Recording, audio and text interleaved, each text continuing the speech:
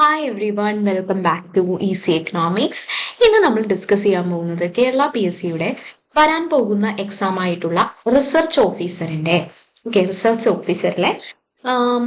Old syllabus നമ്മളൊന്ന് അനാലിസ് ചെയ്യാണ്. അതിൽ മെയിനായിട്ട് നമ്മൾ എക്കണോമിക്സ് സിലബസ് ആണ് നമ്മളിവിടെ എടുത്ത് നോക്കുന്നത്. അതിൽ എക്കണോമിക്സിന്റെ ഭാഗത്തു നിന്നും ഏതൊക്കെ ഭാഗങ്ങളാണ് മീൻസ് സിലബസിൽ ഉൾപ്പെടുത്തിയിട്ടുള്ളത്, അതുപോലെ തന്നെ ഏതൊക്കെ ഭാഗങ്ങളാണ് നമ്മൾ അതിനു വേണ്ടി പഠിക്കേണ്ടത്, ഏതൊക്കെ ബുക്കുകളാണ് നമ്മൾ റെഫർ ചെയ്യേണ്ടത് തുടങ്ങിയിട്ടുള്ള കാര്യങ്ങളാണ് നമ്മൾ ഈ വീഡിയോയിൽ ഡിസ്കസ് ചെയ്യുന്നത്. ഓക്കെ, അപ്പോൾ ബാക്കിയുള്ള സ്റ്റാറ്റിസ്റ്റിക്സും മാത്തമാറ്റിക്സും GK ഒന്നും നമ്മളിവിടെ ഡിസ്കസ് ചെയ്യുന്നില്ല.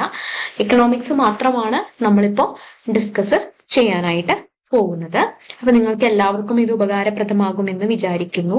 അപ്പം ഇതുവരെ സിലബസ് വന്നിട്ടില്ല, നോട്ടിഫിക്കേഷൻ ഒന്നും വന്നിട്ടില്ല. അതുകൊണ്ട് നിങ്ങൾ അത് വിചാരിക്കരുത്, ഇത് കഴിഞ്ഞ സിലബസ് ആണ്. ഓക്കെ, കഴിഞ്ഞ സിലബസിനെ ബേസ് ചെയ്തിട്ടാണ് നമ്മളിവിടെ വിശകലനം നടത്തുന്നത്. അപ്പോൾ ആരും സിലബസ് വന്നില്ല എന്ന് പറഞ്ഞിരിക്കരുത്. കഴിഞ്ഞ സിലബസ് എടുത്തു വെച്ച് പഠിക്കുക എന്നുള്ളതാണ് നമ്മളുടെ മുന്നിലുള്ള ഇപ്പോഴത്തെ ഒരു സ്ട്രാറ്റജി എന്ന് പറയുന്നത്. അപ്പം നമ്മുടെ സ്റ്റാറ്റിസ്റ്റിക്കൽ അസിസ്റ്റന്റ് എക്സാം പോലെ തന്നെ ചിലപ്പോൾ സിലബസിൽ മാറ്റമൊന്നും വന്നില്ലെങ്കിൽ നമുക്കതൊരു ഹെൽപ്ഫുൾ ആയിരിക്കും. കാരണം നമുക്ക് ഒരുപാട് മുന്നേ നമുക്ക് പഠിച്ചെത്താനായിട്ട് സാധിക്കും. അതുകൊണ്ട് തന്നെ നിലവിലുള്ള സിലബസ് നിങ്ങൾ ഡൗൺലോഡ് ചെയ്യുക, അത് പ്രിന്റ് എടുത്ത് കയ്യിൽ സൂക്ഷിക്കുക, ഒന്നും പഠിച്ച് തുടങ്ങുക എന്നുള്ളതാണ് ഇപ്പോഴത്തെ നിങ്ങൾ ചെയ്യാവുന്ന ഏറ്റവും മികച്ച ഒരു സ്ട്രാറ്റജി എന്ന് പറയുന്നത്. അതുകൊണ്ട് തന്നെ കഴിഞ്ഞ സിലബസ് ആണ്, ഇതുവരെ നോട്ടിഫിക്കേഷൻ വന്നിട്ടില്ല. ഈ വർഷം അവസാനം നമുക്ക് പ്രതീക്ഷിക്കാം. അപ്പൊ അതിനു മുന്നേ നമ്മുടെ സിലബസ് ഒക്കെ നമുക്കൊന്ന് അവലോകനം ചെയ്യാം. ഓക്കെ, നമുക്ക് ക്ലാസ് സ്റ്റാർട്ട് ചെയ്യാം.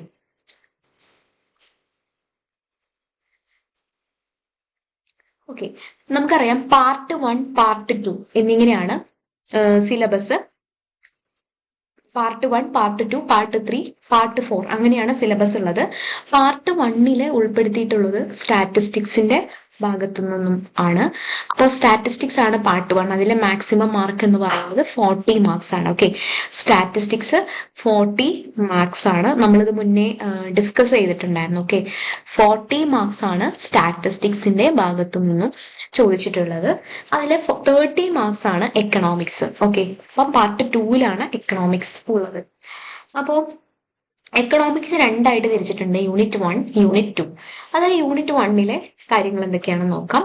അപ്പോൾ planning, the case of decentralised planning in India and Kerala, Panchayati Raj, finance commissions and fiscal devolution. അപ്പം ഇതാണ് ഒന്നാമത്തെ പോയിന്റ് ആയിട്ട് കൊടുത്തിട്ടുള്ളത്. ഓക്കെ, പ്ലാനിങ് റിലേറ്റ് ചെയ്തിട്ടുള്ള കാര്യങ്ങളാണ്. അപ്പം ഫസ്റ്റ് 5 ഇയർ പ്ലാനിങ്, അതുപോലെ തന്നെ അതിന്റെ ഹിസ്റ്ററി, 5 ഇയർ പ്ലാനിങ്, ഓരോ 5 year plans, 12th 5 year plan വരെയുള്ള ഓരോ 5 ഇയർ പ്ലാൻസും, അത് കഴിഞ്ഞ് നീതി ആയോഗ്, പിന്നെ ഡീസെൻട്രലൈസ്ഡ് പ്ലാനിങ്, അതിൽ നിങ്ങൾ ലോക്കൽ സെൽഫ് ഗവൺമെന്റ്സിന്റെ പലതരത്തിലുള്ള പ്രോഗ്രാമുകൾ, പഞ്ചായത്തി രാജ് തുടങ്ങിയിട്ടുള്ള കാര്യങ്ങളൊക്കെ നിങ്ങൾ നോക്കേണ്ടതായിട്ടുണ്ട്. അടുത്തതായിട്ട് finance commission and fiscal devolution. നമുക്കറിയാം കേരളത്തിനൊരു ഫിനാൻസ് കമ്മീഷൻ ഉണ്ട്, അതുപോലെ തന്നെ നമുക്ക് ജനറലി ഇന്ത്യയുടെ ഫിനാൻസ് കമ്മീഷൻ ഉണ്ട്. അപ്പം 2 ഫിനാൻസ് കമ്മീഷനും നമ്മൾ നോക്കേണ്ടതായിട്ടുണ്ട്. അതുപോലെ തന്നെ fiscal devolution, vertical horizontal devolution തുടങ്ങിയിട്ടുള്ള കാര്യങ്ങളൊക്കെ നമ്മൾ നോക്കേണ്ടതായിട്ടുണ്ട്. അപ്പോൾ നമ്മുടെ ഫിനാൻസ് കമ്മീഷന്റെ നിങ്ങൾ ഈ വെബ്സൈറ്റിൽ പോയി കഴിഞ്ഞാൽ നിങ്ങൾക്ക് അതിന്റെ ഡീറ്റെയിൽസ് കിട്ടും. ഓക്കെ, ഫിനാൻസ് കമ്മീഷന്റെ ഫിൻകം India.nic.in എന്ന് പറയുന്ന ഈ വെബ്സൈറ്റ് പോയി കഴിഞ്ഞാൽ നിങ്ങൾക്ക് എന്ത് കിട്ടും? ഫിനാൻസ് കമ്മീഷന്റെ ഡീറ്റെയിൽസ് കിട്ടും. ഇപ്പോഴത്തെ നിലവിലെ ഫിനാൻസ് കമ്മീഷന്റെ ഡീറ്റെയിൽസ് നിങ്ങൾക്ക് അതിൽ നിന്ന് കിട്ടും. അതിൽ നിങ്ങൾ നോക്കിക്കഴിഞ്ഞാൽ 15 എല്ലാ ഫിനാൻസ് കമ്മീഷന്റെയും പ്രീവിയസ് ഇയർ ഫിനാൻസ് കമ്മീഷൻസിന്റെ എല്ലാ കാര്യങ്ങളും അതിൽ, റെക്കമെൻഡേഷൻസും പോളിസീസ് എല്ലാം അതിൽ കൊടുത്തിട്ടുണ്ട്. അടുത്തത് നിങ്ങൾ budget preparation and execution. Budget preparation നമുക്കറിയാം അല്ലെ, 2 ബജറ്റും, കേരള ബജറ്റും അതുപോലെ തന്നെ ഇന്ത്യൻ ബജറ്റും നിങ്ങൾ നോക്കേണ്ടതായിട്ടുണ്ട്, സെൻട്രൽ ഗവൺമെന്റിന്റെ ബജറ്റും നിങ്ങൾ നോക്കേണ്ടതായിട്ടുണ്ട്. അപ്പോൾ അതിന് നിങ്ങൾ എന്താ പറയാ, ഇന്ത്യ ബജറ്റ് gov.in എന്ന് പറയുന്ന വെബ്സൈറ്റ്, ഈ വെബ്സൈറ്റിൽ പോയി കഴിഞ്ഞ് കഴിഞ്ഞാൽ നിങ്ങൾക്ക് ഈ ബജറ്റ് റിലേറ്റ് ചെയ്തിട്ടുള്ള കാര്യങ്ങൾ, ബജറ്റ് ഡോക്യുമെന്റ്സ്, അതിന്റെ ഹൈലൈറ്റ്, ബജറ്റ് സ്പീച്ച് തുടങ്ങിയിട്ടുള്ള കാര്യങ്ങൾ നിങ്ങൾക്ക് ലഭിക്കും. ഓക്കെ, പിന്നെ അതുപോലെ തന്നെ കേരള ബജറ്റ് ആണെങ്കിൽ നിങ്ങൾ www.kerala finance.kerala.gov.in എന്ന് പറയുന്ന വെബ്സൈറ്റിൽ പോയി കഴിഞ്ഞാൽ കേരള ഗവൺമെന്റിന്റെ ഫിനാൻസ് റിലേറ്റ് ചെയ്തിട്ടുള്ള ബഡ്ജറ്റ് പ്രിപ്പറേഷൻസും ഫിനാൻസ് കമ്മീഷനും റിലേറ്റ് ചെയ്തിട്ടുള്ളത് ഈ വെബ്സൈറ്റിൽ പോയി കഴിഞ്ഞാൽ നിങ്ങൾക്ക് കിട്ടും. ഓക്കെ, അടുത്തത് national income related concept, trends, pattern, national income growth, method of calculating national income, their shortcomings. ഇതിലെ കുറച്ച് കാര്യങ്ങൾ നിങ്ങൾ സ്റ്റാറ്റിസ്റ്റിക്കൽ അസിസ്റ്റന്റ് പഠിച്ചിട്ടുണ്ടാവും. അപ്പം ഇത് നിങ്ങൾ എന്താണ് Ministry of Statistics and Programme ഇംപ്ലിമെന്റേഷന്റെ വെബ്സൈറ്റിൽ പോയി കഴിഞ്ഞാൽ നാഷണൽ ഇൻകം റിലേറ്റ് ചെയ്തിട്ടുള്ള ചെറിയ മെത്തേഡ്സ് ഒക്കെ നിങ്ങൾക്ക് അവിടെ കാണാനായിട്ട് സാധിക്കും. അതുപോലെ primary tertiary sectors of Indian economy, their contribution towards GDP, structural transformation of Indian economy, composition of state GSTP, state domestic product of Kerala. അപ്പൊ ഇത് നിങ്ങൾ കേരളത്തിന്റെ GDP റിലേറ്റ് ചെയ്തിട്ടുള്ള കാര്യങ്ങളൊക്കെ എക്കണോമിക് റിവ്യൂ നോക്കിക്കഴിഞ്ഞാൽ നിങ്ങൾക്ക് കിട്ടും. സോ അതിന് വേണ്ടിയിട്ട് നിങ്ങൾ ഈ വെബ്സൈറ്റിൽ പോവാ. ഓക്കെ, ഏതാണ് ഇത് നമ്മുടെ സ്റ്റേറ്റ് പ്ലാനിംഗ് ബോർഡിന്റെ SPB എന്ന് പറഞ്ഞാൽ സ്റ്റേറ്റ് പ്ലാനിംഗ് ബോർഡാണ്. സ്റ്റേറ്റ് പ്ലാനിംഗ് ബോർഡിന്റെ വെബ്സൈറ്റ് ആണിത്. ഇതിൽ പോയി കഴിഞ്ഞു കഴിഞ്ഞാൽ നിങ്ങൾക്ക് ഇത് റിലേറ്റ് ചെയ്തിട്ടുള്ള കേരളത്തിന്റെ GSTPയും അതുപോലെ തന്നെ സ്ട്രക്ചറൽ കോമ്പോസിഷൻസ് ഒക്കെ നിങ്ങൾക്ക് അതിൽ നിന്നും കിട്ടും. അതുപോലെ തന്നെ ഇന്ത്യയുടെ നിങ്ങൾ എന്താണ് ഈ ഇന്ത്യ ബജറ്റ് എന്ന് പറയുന്ന വെബ്സൈറ്റിൽ പോയി കഴിഞ്ഞു കഴിഞ്ഞാൽ അതില് എക്കണോമിക് സർവേ അവൈലബിൾ ആണ്. ആ എക്കണോമിക് സർവേ എടുത്തു കഴിഞ്ഞു കഴിഞ്ഞാൽ നിങ്ങൾക്ക് റീസെന്റ് ആയിട്ടുള്ള എന്താണ് പ്രൈമറി, സെക്കൻഡറി, ടെർഷ്യറി സെക്ടറിന്റെ കോൺട്രിബ്യൂഷൻസ് ഒക്കെ നിങ്ങൾക്ക് അറിയാനായിട്ട് സാധിക്കും. Then successive failures of planning in India, alternative to plan development. ഇതാണ് NITI Aayog. Okay, alternative to planned development എന്ന് പറയുന്നത് നീതി ആയോഗാണ്. അപ്പം അത് റിലേറ്റ് ചെയ്തിട്ടുള്ള ഫെയിലിയേഴ്സും ഓരോ ഫസ്റ്റ് 5 ഇയർ പ്ലാനിന്റെ ടാർഗറ്റ് എന്തായിരുന്നു, അതിന്റെ പ്രയോറിറ്റി എന്തായിരുന്നു, അതിന്റെ മെയിൻ ആയിട്ടുള്ള ഫീച്ചേഴ്സ് എന്തൊക്കെയായിരുന്നു, അത് എന്തൊക്കെ പ്രോഗ്രാംസ് ആണ് ആ സമയത്ത് ഇംപ്ലിമെന്റ് ചെയ്ത് തുടങ്ങിയിട്ടുള്ള ഒരുപാട് കാര്യങ്ങൾ, അത് ഏത് മോഡലിനെ ബേസ് ചെയ്തിട്ടാണ്, അങ്ങനെ each and every 5 year plan അതിന്റെ ഫെയിലിയേഴ്സും എല്ലാം അച്ചീവ്മെന്റ്സും ഒക്കെ നിങ്ങൾ പഠിക്കേണ്ടതായിട്ട് ഉണ്ട്. ഇതാണ് യൂണിറ്റ് 1ന്റെ ഒരു ഉള്ളടക്കം എന്ന് പറയുന്നത്. ഓക്കെ, അടുത്തതായി യൂണിറ്റ് 2 ആണ്. യൂണിറ്റ് 2 വന്നിട്ട് demographic trends and patterns in India and Kerala. കേരളത്തിന്റെയും ഇന്ത്യയുടെയും ഡെമോഗ്രാഫിക് ട്രെൻഡ്സ് ഇത് നിങ്ങൾക്ക് എവിടെ നിന്ന് കിട്ടും? ഇന്ത്യയുടെ ഇന്ത്യയുടെ സെൻസസ് 2011 സെൻസസ് ആണ് റീസെന്റ് ആയിട്ടുള്ളത്. അതിനുശേഷം സെൻസസ് നടന്നുകൊണ്ടിരിക്കുകയാണ്. അത് പബ്ലിഷ് ഒന്നും ചെയ്തിട്ടില്ല. അപ്പം സെൻസസ് ഓഫ് ഇന്ത്യയുടെ റിലേറ്റ് ചെയ്തിട്ടുള്ള കാര്യങ്ങൾ നിങ്ങൾക്ക് സെൻസസ് ഓഫ് ഇന്ത്യ gov.in ഈ വെബ്സൈറ്റിൽ പോയി കഴിഞ്ഞാൽ നിങ്ങൾക്ക് അതിന്റെ ഡീറ്റെയിൽസ് കിട്ടും. ഓക്കെ, ഇതിന്റെ ഡീറ്റെയിൽസ് നിങ്ങൾക്ക് കിട്ടും. പിന്നെ അതുപോലെ തന്നെ poverty, unemployment, inflation in India, causes, effects, poverty alleviation. ഇത് റിലേറ്റ് ചെയ്തിട്ട് ഇപ്പൊ നിങ്ങൾ എംപ്ലോയ്മെന്റ് റിലേറ്റ് ചെയ്തിട്ടുള്ള പ്രോഗ്രാംസ് ആണെന്നുണ്ടെങ്കിൽ DGE ഈ വെബ്സൈറ്റിൽ പോയി കഴിഞ്ഞാൽ നിങ്ങൾക്ക് എന്ത് കിട്ടും? ആ സ്കീംസും പ്രോഗ്രാംസും ഒക്കെ നിങ്ങൾക്ക് കാണാനായിട്ട് സാധിക്കും.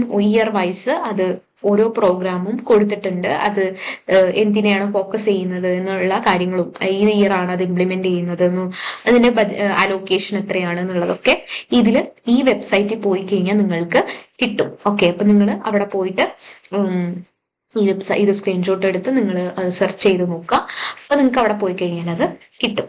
അതുപോലെ തന്നെ measures of inflation, targeting educated unemployment, man power, planning in Kerala. അപ്പൊ അൺഎംപ്ലോയ്മെന്റ് റിലേറ്റ് ചെയ്തിട്ടുള്ള കാര്യങ്ങളൊക്കെ നിങ്ങൾക്ക് മിനിസ്ട്രി ഓഫ് പ്രോഗ്രാം ഇംപ്ലിമെന്റേഷൻ MOSPയുടെ സൈറ്റിൽ പോയി കഴിഞ്ഞാൽ കിട്ടും. അവിടെ പീരിയോഡിക് ലേബർ ഫോഴ്സ് സർവേ, അതുപോലെ തന്നെ അൺഎംപ്ലോയ്മെന്റ് റേറ്റിന്റെ ഓരോ വീക്ക്ലി സ്റ്റാറ്റസ് ഒക്കെ കൊടുത്തിട്ടുണ്ട്. അപ്പൊ നിങ്ങൾക്ക് അവിടെ പോയി കഴിഞ്ഞു കഴിഞ്ഞാൽ അത് റിലേറ്റ് ചെയ്തിട്ടുള്ള റീസെന്റ് ആയിട്ടുള്ള കാര്യങ്ങളൊക്കെ നിങ്ങൾക്ക് അറിയാനായിട്ട് പറ്റും. ഓക്കെ, ഈ വെബ്സൈറ്റ് കയറി കഴിഞ്ഞാൽ നിങ്ങൾക്ക് അറിയാനായിട്ട് പറ്റും. അതുപോലെ തന്നെ organised unorganised sectors in India, Kerala, internal external migration, casualisation of employment, labour welfare measures, labour market. അപ്പൊ ലേബർ റിലേറ്റ് ചെയ്തിട്ടുള്ള കാര്യങ്ങളൊക്കെ നമ്മുടെ മിനിസ്ട്രി ഓഫ് ലേബർ വെബ്സൈറ്റ് ആയിട്ടുള്ള labor.gov.in കയറി കഴിഞ്ഞാൽ നിങ്ങൾക്ക് ഡീറ്റെയിൽസ് ആയിട്ട് അറിയാനായിട്ട് പറ്റും. അതുപോലെ തന്നെ അൺഓർഗനൈസ്ഡ് സെക്ടേഴ്സിന്റെ ഡീറ്റെയിൽസ് ഒക്കെ നിങ്ങൾക്ക് ഈശ്രാം പോർട്ടലിൽ പോയി കഴിഞ്ഞാൽ നിങ്ങൾക്ക് അറിയാനായിട്ട് സാധിക്കും. അപ്പം ഇത്തരം വെബ്സൈറ്റുകളാണ് നിങ്ങൾ കാര്യമായി നോക്കേണ്ടത്. ഇതിൽ നിന്ന് നിങ്ങൾ പോയി അതിൽ ഇപ്പം ഓരോ വെബ്സൈറ്റും എടുത്തു കഴിഞ്ഞാൽ നിങ്ങൾക്ക് അതിന്റെ ഡീറ്റെയിൽസ് ആയിട്ടുള്ള പ്രോഗ്രാമുകൾ, പോളിസികൾ, അതിലെ പ്രധാനമായിട്ടുള്ള ആളുകൾ ആരൊക്കെയാണ് തുടങ്ങിയിട്ടുള്ള എല്ലാ കാര്യങ്ങളും നിങ്ങൾക്ക് അതിൽ നിന്ന് ലഭിക്കും. അപ്പൊ അവിടെ പോയി നിങ്ങൾ അതിൽ നിന്ന് ഡേറ്റ കളക്ട് ചെയ്ത് എഴുതി വെച്ച് പഠിക്കുക എന്നുള്ളതാണ്. അപ്പൊ വളരെ നമുക്ക് നിങ്ങൾ ചോദിക്കുന്ന പോലെ ഈ റാങ്ക് ഫയൽസ് ഒന്നും ഈ എക്കണോമിക്സ് പഠിക്കാനായിട്ട് ബുദ്ധിമുട്ടാണ്.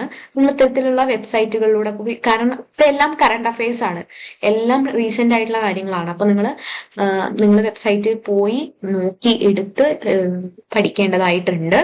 അപ്പോൾ യൂണിറ്റ് 1ന്റെ കാര്യങ്ങൾ നമ്മൾ പറഞ്ഞു. ഇത്തരം വെബ്സൈറ്റുകളാണ് യൂണിറ്റ് 1ന് നിങ്ങളെ ഹെൽപ്പ് ചെയ്യുക. അതുപോലെ തന്നെ യൂണിറ്റ് 2 പഠിക്കുന്നതിന് വേണ്ടിയിട്ട് ഈ വെബ്സൈറ്റുകളൊക്കെ നിങ്ങളെ ഹെൽപ്പ് ചെയ്യും. ഇത് കൂടാതെ നിങ്ങൾ എന്താ പറയാ, ഏതൊക്കെ ബുക്കാണ് ഇപ്പം ഫോർ എക്സാമ്പിൾ പ്ലാനിങ് റിലേറ്റ് ചെയ്തിട്ടുള്ള കാര്യങ്ങൾ ഇവിടെ കൊടുത്തിട്ടുണ്ട്. Successive planning of India, alternative to plan development എന്ന് പറഞ്ഞാൽ കൊടുത്തിട്ടുണ്ട് അല്ലെ. അപ്പം മുന്നത്തെ first 5 year plan, 1950s 5 year plan, അതുപോലെ തന്നെ 1991 റിഫോംസ്, പിന്നെ അങ്ങനെയൊക്കെയുള്ള കാര്യങ്ങൾ, നാഷണൽ ഇൻകം റിലേറ്റ് ചെയ്തിട്ടുള്ള കോൺസെപ്റ്റുകൾ, ഡീസെൻട്രലൈസ്ഡ് പ്ലാനിങ്, ഇതൊക്കെ നിങ്ങൾക്ക് പഠിക്കണം എങ്കിൽ അതായത് ഇതിന്റെ റീസെന്റ് ആയിട്ടുള്ള കാര്യങ്ങളൊക്കെ നിങ്ങൾ വെബ്സൈറ്റുകൾ ഡിപ്പെൻഡ് ചെയ്യുക. അതുപോലെ തന്നെ ഇപ്പം 5 ഇയർ പ്ലാനിങ് റിലേറ്റ് ചെയ്തിട്ടുള്ള കാര്യങ്ങൾ, അല്ലെങ്കിൽ ഇന്ത്യ ഇക്കോണമിയുടെ ഓവറോൾ ഡെവലപ്മെന്റ് റിലേറ്റ് ചെയ്തിട്ടുള്ള കാര്യങ്ങളൊക്കെ നിങ്ങൾക്ക് ബുക്സ് റെഫർ ചെയ്യാനായിട്ട് സാധിക്കും. അതിന് ഇമ്പോർട്ടന്റ് ആയിട്ടുള്ള ബുക്കുകൾ ഏതൊക്കെയാണ് എന്നാണ് ഞാൻ ഇവിടെ പറയാനായിട്ട് പോകുന്നത്. ഓക്കെ, അപ്പൊ നിങ്ങൾ Indian economy performance and policies, Uma കപിലയുടെ Indian economy performance and policies എന്ന് പറയുന്ന ഒരു ബുക്ക് നിങ്ങൾക്ക് ഹെൽപ്ഫുൾ ആയിരിക്കും. ഉമാ കപിലയുടെ തന്നെ ഇന്ത്യൻ ഇക്കോണമി സിൻസ് ഇൻഡിപെൻഡൻസ് എന്ന് പറയുന്ന ബുക്ക്, അതും നിങ്ങൾക്ക് ഹെൽപ്ഫുൾ ആയിരിക്കും. പിന്നെ നമ്മൾ രമേഷ് സിംഗിന്റെ ഇന്ത്യൻ ഇക്കോണമി, നമ്മൾ മെയിനായിട്ടും UPSC, സിവിൽ സർവീസ്, മറ്റുള്ള കോമ്പറ്റേറ്റീവ്സ് എക്സാംസിനൊക്കെ പറയുന്ന ഒരു ബുക്കാണ് രമേഷ് സിംഗിന്റെ ഇന്ത്യൻ ഇക്കോണമി എന്ന് പറയുന്നത്. അപ്പം ആ ബുക്ക് നോക്കിക്കഴിഞ്ഞാൽ നിങ്ങൾക്ക് കുറച്ചും കൂടെ ഒരു എന്താണ് ഒരു ഇന്ത്യൻ ഇക്കോണമി റിലേറ്റ് ചെയ്തിട്ടുള്ള കുറച്ച് കാര്യങ്ങളൊക്കെ അതിൽ നിന്ന് കിട്ടും. അതുപോലെ തന്നെ ഗൗരവ് ദത്തൻ, അശ്വനി മഹാജന്റെ എസ് ചന്താണ് പബ്ലിഷ് ചെയ്യുന്നത് ദത്തൻ സുന്ദരം ഇന്ത്യൻ ഇക്കോണമി എന്ന് പറയുന്ന ബുക്ക് നോക്കിക്കഴിഞ്ഞാൽ നിങ്ങൾക്ക് എന്താണ് പഴയ പോളിസീസ്, അതുപോലെ തന്നെ പ്രോഗ്രാമുകൾ, എന്താണ് welfare measures, employment unemployment relate ചെയ്തിട്ടുള്ള കാര്യങ്ങൾ, സെക്ടറൽ കോൺട്രിബ്യൂഷൻ, അതെ മുൻ വർഷങ്ങളിലുള്ള, അതായത് സിൻസ് ഇൻഡിപെൻഡൻസ് മുതലുള്ള, അതിനു മുന്നേ ബ്രിട്ടീഷ് പീരിയഡിലൊക്കെയുള്ള structural compositions, unemployment, poverty relate ചെയ്തിട്ടുള്ള കാര്യങ്ങളൊക്കെ നിങ്ങൾക്ക് അതിൽ നിന്ന് പഠിക്കാനായിട്ട് സാധിക്കും. അപ്പോൾ ഇത്രയുമാണ് നിങ്ങൾ നോക്കേണ്ടത് ഇന്ത്യൻ ഇക്കോണമി. ഇതൊക്കെ നോക്കിക്കഴിഞ്ഞാൽ തന്നെ നിങ്ങൾക്ക് ഒരുവിധം മാർക്ക് എക്കണോമിക്സിൽ നിന്നും സ്കോർ ചെയ്യാനായിട്ട് സാധിക്കും. അപ്പോൾ ഇത് നിങ്ങൾക്ക് ഹെൽപ്ഫുൾ ആയി എന്ന് വിചാരിക്കുന്നു. ഈ വെബ്സൈറ്റുകളൊക്കെ നിങ്ങൾ നോട്ട് ചെയ്ത് ഓരോ ടോപ്പിക് എടുത്ത് പഠിക്കുമ്പോഴും ആ വെബ്സൈറ്റിൽ കയറി ഡീറ്റെയിൽസ് കളക്ട് ചെയ്ത് നോട്ട് ഉണ്ടാക്കി പഠിക്കുക. അതുപോലെ തന്നെ ബുക്സ് നിങ്ങൾക്ക് ഓൺലൈനിൽ മേടിക്കാൻ പറ്റുമെങ്കിൽ, എല്ലാ ബുക്കും ബുക്ക് മേടിക്കാനായിട്ട് ഞാൻ പറയില്ല, കാരണം കൂടുതലും നിങ്ങൾക്ക് ഏതെങ്കിലും ഒരു ബുക്ക് നിങ്ങൾ ഒരു റെഫറൻസിനായി മേടിച്ചാൽ മതി. കാരണം കൂടുതലും ഈ വെബ്സൈറ്റിനെ ഡിപ്പെൻഡ് ചെയ്യുകയായിരിക്കും നല്ലതെന്നാണ് എനിക്ക് തോന്നുന്നത്. കാരണം കൂടുതലും കറണ്ട് അഫയേഴ്സ് റിലേറ്റ് ചെയ്തിട്ടുള്ള കാര്യങ്ങളായിരിക്കും ചോദിക്കാൻ സാധ്യതയുള്ളത്. അപ്പൊ നിങ്ങൾ ബുക്ക് മേടിച്ച് സമയം കളയാൻ, അതിനെ കുറിച്ച് ഞാൻ ബുക്ക് മേടിക്കണമെന്നും ഞാൻ നിങ്ങളോട് പറയുന്നില്ല. അപ്പൊ നിങ്ങൾ അത് നോക്കി നിങ്ങൾ ചെയ്യുക എന്നുള്ളതാണ്. പക്ഷെ വെബ്സൈറ്റുകൾ എന്താണെന്നുണ്ടെങ്കിലും നിങ്ങൾ റെഫർ ചെയ്ത് പഠിക്കണം എക്കണോമിക്സ്. അങ്ങനെ പഠിച്ചാൽ മാത്രമാണ് നിങ്ങൾക്ക് നല്ല മാർക്ക് സ്കോർ ചെയ്യാനായിട്ട് പറ്റുള്ളൂ. അപ്പോൾ നിങ്ങൾക്ക് വീഡിയോ ഹെൽപ്ഫുൾ ആയി എന്ന് വിചാരിക്കുന്നു. ഇപ്പം ഇനി നമുക്ക് ബാക്കിയുള്ള ക്ലാസ്സസ് നമുക്ക് സ്റ്റാർട്ട് ചെയ്യാം. ഇനി ഒരുപാട് ക്ലാസ്സസ് നമുക്ക് ഫ്രീ ആയിട്ട് ഈ യൂട്യൂബ് ചാനലിലൂടെ ഞാൻ പ്രൊവൈഡ് ചെയ്യുന്നുണ്ട്. അപ്പൊ നിങ്ങൾ എല്ലാവരും അത് കാണുക, നിങ്ങളുടെ ഫ്രണ്ട്സിനൊക്കെ ഷെയർ ചെയ്ത് കൊടുക്കുക. അപ്പോൾ താങ്ക് യു.